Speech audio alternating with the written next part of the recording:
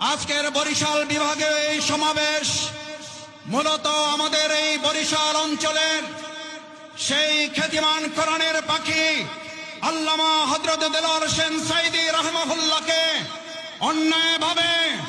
medical killing এর মাধ্যমে হত্যার প্রতিশোধ নিয়ে